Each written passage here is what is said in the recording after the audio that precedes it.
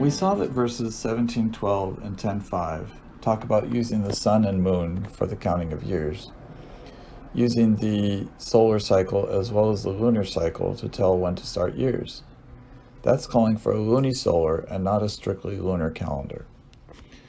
But there is also another part of the Qur'an that indicates that lunisolar years are to be used and not lunar years, and that is the story of the people of the cave. The people of the cave is a story that's told in the Qur'an, and it is a retelling of a story that was told by Christians in the couple of centuries before Muhammad ﷺ. In the Christian legend, the story starts during the reign of the Roman Emperor Decius, 320 years before Muhammad was born. In the Christian story, these Christian youths are being ordered by the local Roman governor to bow down to idols, and they refuse. They manage to run away into the hills, and they go into a cave, and they fall asleep. They wake up some period of time later. Each of the Christian stories will give a different period of time that they slept in the cave, but none of the stories make an issue out of the length of time that they remained in the cave. Each story names a number, and that's it.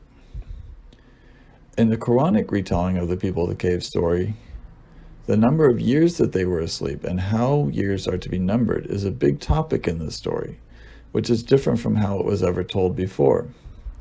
So the Quran is emphasizing the issue of how you reckon time. And another new element in the Quranic retelling of the story is in verses 17 and 18, where the sun's movement is described, as well as the heliotropic movement of the boys' sleeping bodies. The sun is not even mentioned in the Christian legend, but in the Quranic retelling, the sun moves right and left along the horizon. As I explained in a previous video, the position of the sunset on the horizon moves back and forth from the left to the right and back over the course of a solar year. Verse 17 describes the sun moving right and left on the horizon as the boys are sleeping in the cave.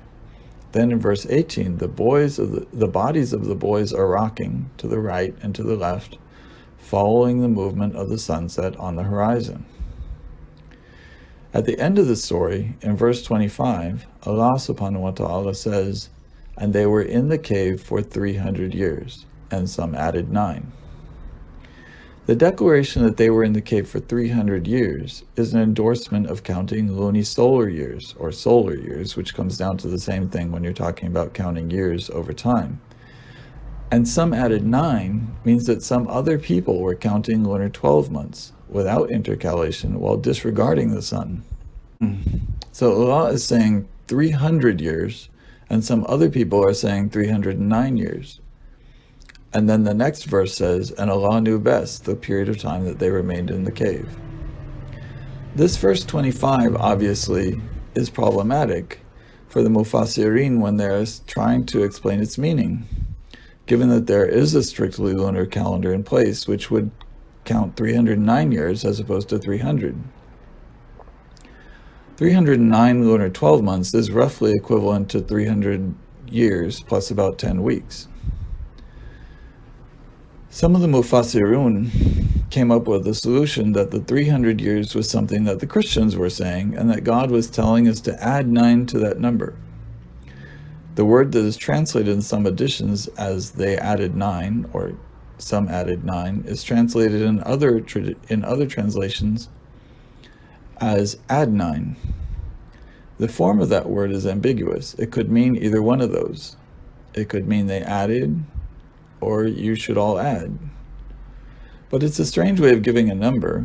If the number was 309, it's a strange way to express that, to say they were in the cave for 300 years and add 9. It's like if you were at the store and you wanted to know the price of something and you asked the cashier and the cashier said it's 25 and add 4.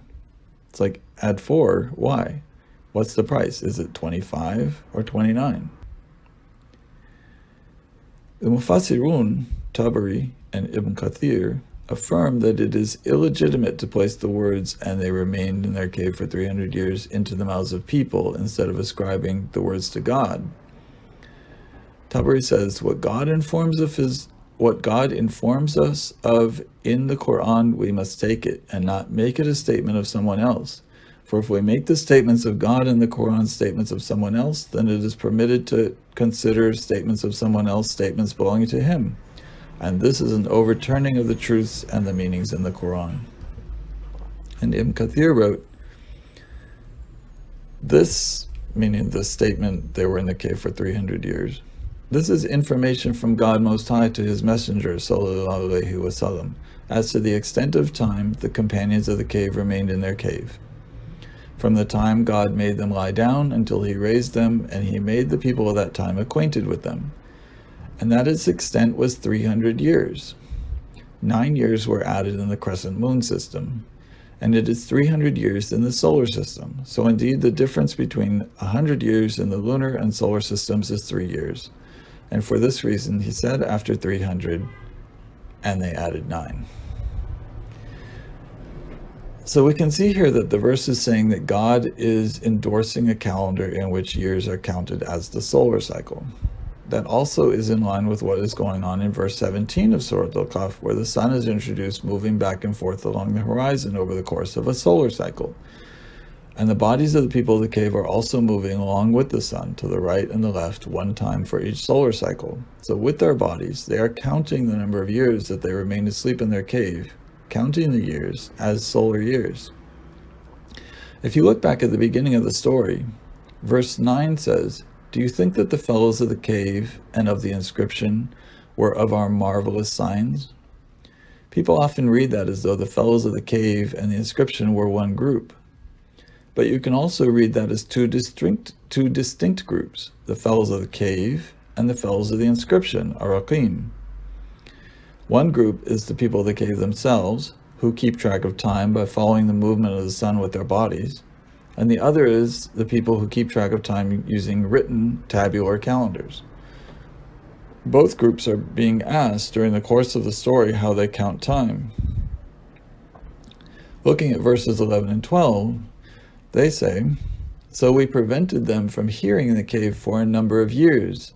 Then we raised them up that we might know which of the two parties was best at counting the time they remained." So there are two parties that are being compared in terms of the way they count time. But what two parties have been mentioned so far in the story? None, unless you interpret the fellows of the cave as one party, and the fellows of the inscription, the Rakim, the written tablet, as a second party. So then the people of the cave would be counting solar years as their bodies rocked back and forth once in a solar year over a period of 300 solar years, whereas the people of the inscription, the tabular calendar, who rely on record keeping to tell them what month they are in, they would be the ones who add the 9 extra years onto the true number.